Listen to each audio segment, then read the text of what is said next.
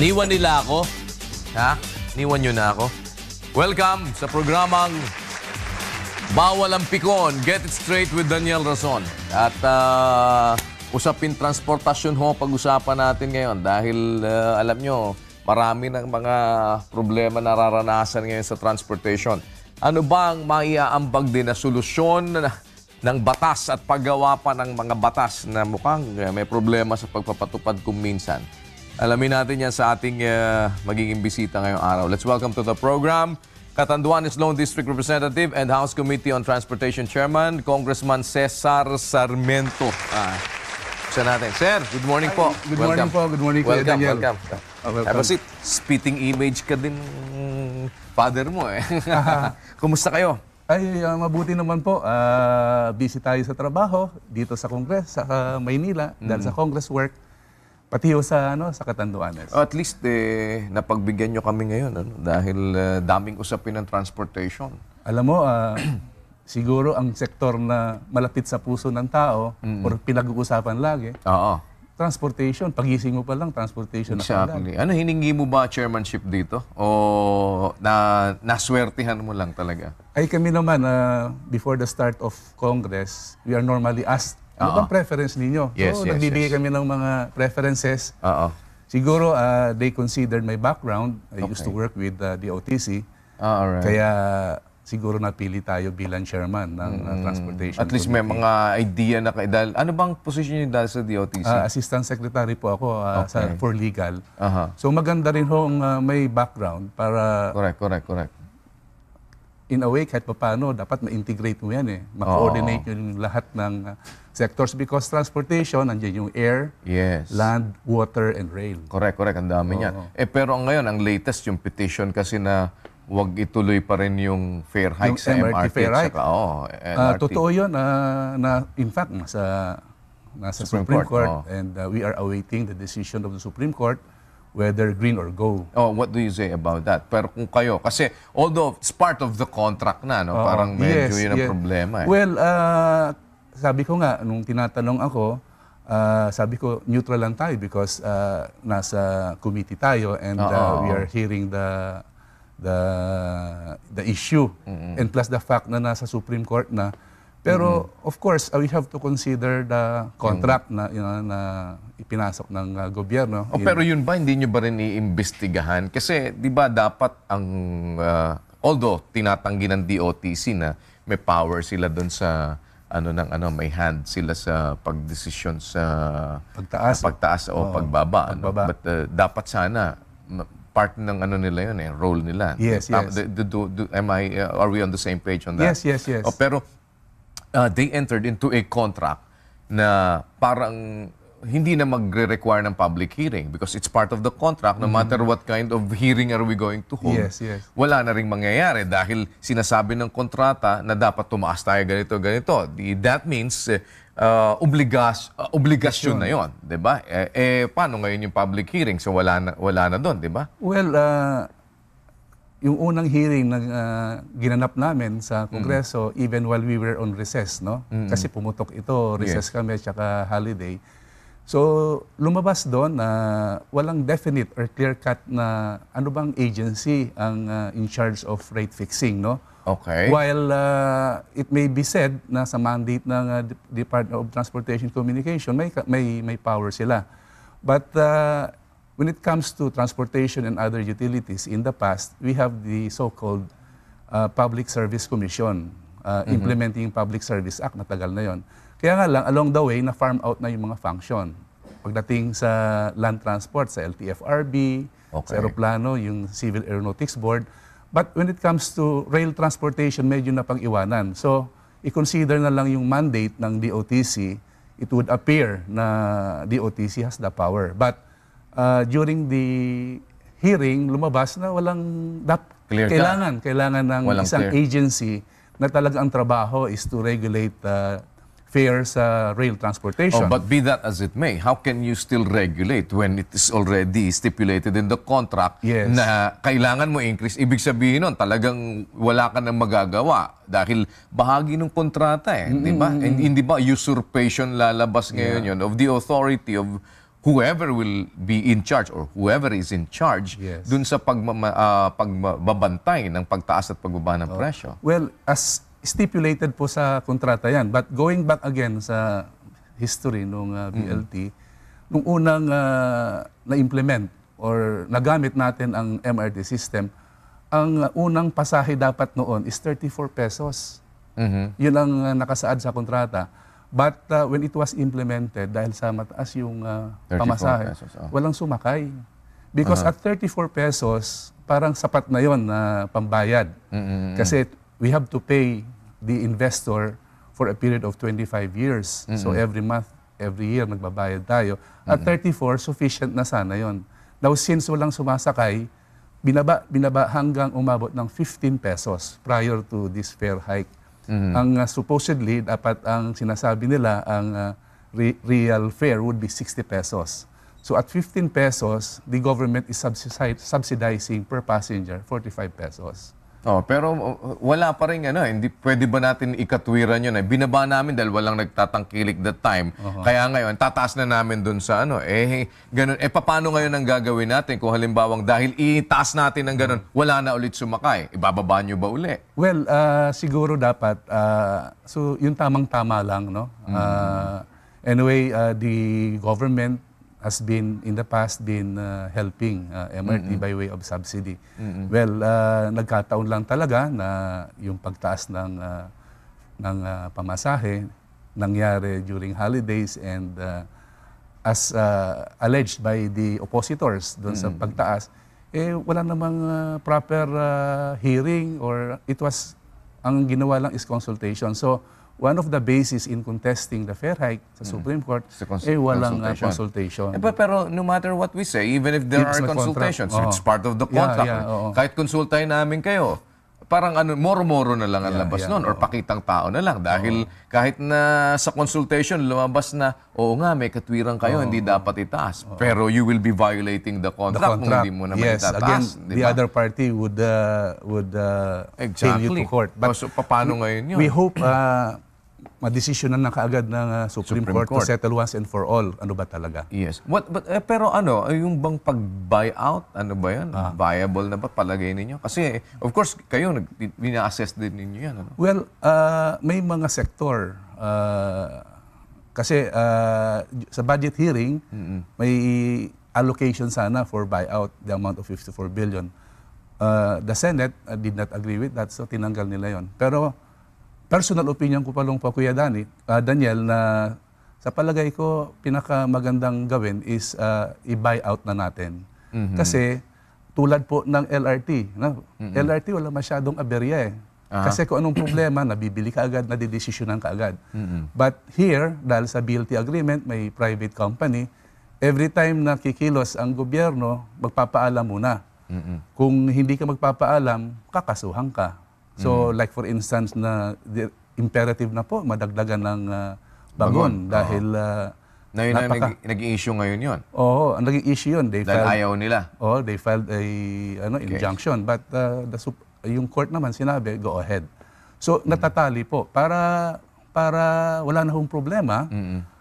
Total may arbitration na pong nakapending and ang direction niyan would be to put an end by way of yung mechanism na equity value buyout. Pero still, hindi pa rin pwede mag-proceed until after the decision of the arbitration comes out, di ba? Again, yung buyout decision, the buyout would be the decision of the arbitral tribunal. Kaya since nakapending na yan, hanggang wala pa yun, wala pa rin talaga mangyayari din, hindi ba? Pero sa palagay ko po, if the government would pursue it, to in a way put pressure on the arbitral tribunal para matapos na po ang arbitration. So what could be your role po para matulungan din sila naman to push for the parang para mai-fast track yung paglabas ng decision na yan? Sa amin naman po sa Committee on Transportation and the exercise of our oversight function, from time to time pinapatawag namin ang mga agency kung ano ang sa tingin namin na makatulong. So we can put pressure by telling them to go ahead. Although, siyempre, Congress is composed of 200 plus members of the House. Some would agree, some would not. But probably sa good and intelligent discussion, we'll be able to come up But in my personal opinion, para mas mabigyan ng kalutasan ang kinakaharap ngayon ng MRT system, I would go for buyout. Ano ngayon ang binibigyan nyo ng concentration po sa committee ninyo? Kasi ang dami problema ng transpo eh. Opo. Pumasok yung dyan sa airport natin. Delays and cancellation of flights. Traffic lahat. Traffic, hindi lang port traffic congestion. Exactly. At ang dami ho eh. Sa barko, yung modernization ng RoRo. Parang di mo na alam kung anong uunahin mo dahil pati yung dito, yung express nilang Yung bus express Bus na express, di ba? gusto nilang i-implement. Oo. Well, Saan kayo ngayon medyo talaga nagbibigay ng focus para ho ka nga one way or the other makakita ang mamamayan ng improvement sa transportation natin talaga? well, kung tutuusin ninyo, ang trabaho ng mambabatas is to pass legislation to uplift or promote public welfare. But sa amin naman, since tedious po ang paggagawa ng batas, we see to it to iimbitahan namin and we call the attention of the agencies na imbis na gumawa kami ng batas, we are encouraging them to come up with regulations na mabilis para ma-implement nila. Like for instance, may nakapending ho sa amin, yung taxi passenger rights, air passenger rights. So when we discussed yung taxi passenger rights, pinatawag namin yung LTFRB, sinabi namin na we are finalizing the taxi passenger rights. But in the meantime, Pwede naman kayo. Oo, may mga reading and then pupunta pa sa Senado, gawan nyo na kaagad para ma-implement. And then kung lumabas man ito, set aside na yung regulation, pasok na po yung... Supersede na lang ng batas mismo. So that's what we are doing because we are playing the role of enablers. No, why would we need to pass a law when it can be a part of the regulations ng isang isang ahensya? Magandang observation po yan, Kuya Daniel. But ang iba kasing mga kababayan natin, gusto nila yung may of permanent nature. Kasi kung regulation, depende sa... Sino nakaupo? Nakaupo. Baka mamaya hindi i-implement. Problema naman sa darating na araw. Pero kung nasa batas na ito, so talagang... pero napakarami rin naman nasa batas na hindi ini-implement. Tama naman po kayo dyan dahil napakaganda po. Napakarami na nating batas. So enforcement na naman. So gaya po, problema ho natin ang traffic dito sa Metro Manila. So ano bang solusyon? Nag-aaway-aaway pa rin kung ano ang solusyon. Galing po ako sa Taiwan 2 weeks ago, nakita kong ang kalutasan. Doon sa Taiwan, walang masyadong traffic or non-existent. Simply because of second-level highway. Walang mga intersection. Okay. Kaya mataas. Kaya lang, massive yun. That would need a lot of money. And then number 2, napaka-modern ng kanilang mass transit.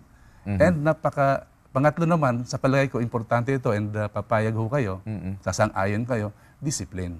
Mga drivers. First and foremost, talagang sa lahat naman, disiplina kailangan. Kaya, diba? Kahit sa inyo dyan sa Congress, minsan wala kayong disiplina.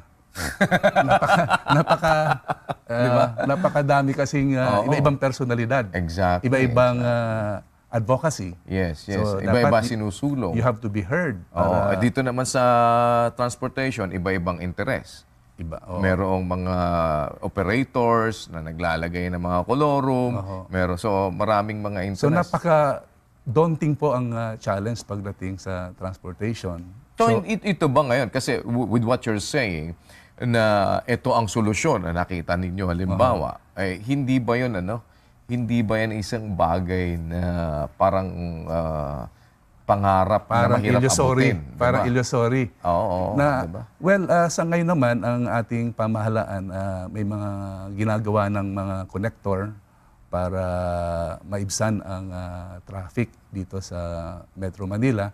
It will take a little time, but we are on the right direction. Halimbawa po from Entertainment City, going to the airport at the initiative of the private sector, nagtayo sila ng project dyan para elevated, para mabilis ang pagpunta ng airport going to Entertainment City and going back again sa airport na isa rin problema ho natin. Kasi ang problema ko sa airport, pag tinitignan ko, isa lang yung pinaglalandingan, isa lang pinagte-take offan.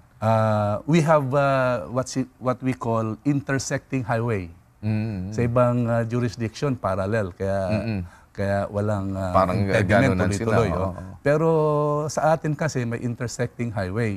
Now, may sinusunod po ang MIA, CAAP and CAB na yung on-time performance na in 1 hour dapat may 40 take-off and landing. Taking into consideration that both runways are being used. But during the hearing, because of the fiasco nung December involving Cebu Pacific, it turned out na may isang runway na hindi ginagamit. Na pwede namang na pwedeng gamitin. In the past, nagagamit po yun. Nagkaroon ng problema when dati sa CEST Air, doon sa ang gumagamit ng Terminal 4, yung domestic, is CEST Air before. Ang mga eroplano nila maliliit. Now, AirAsia came in.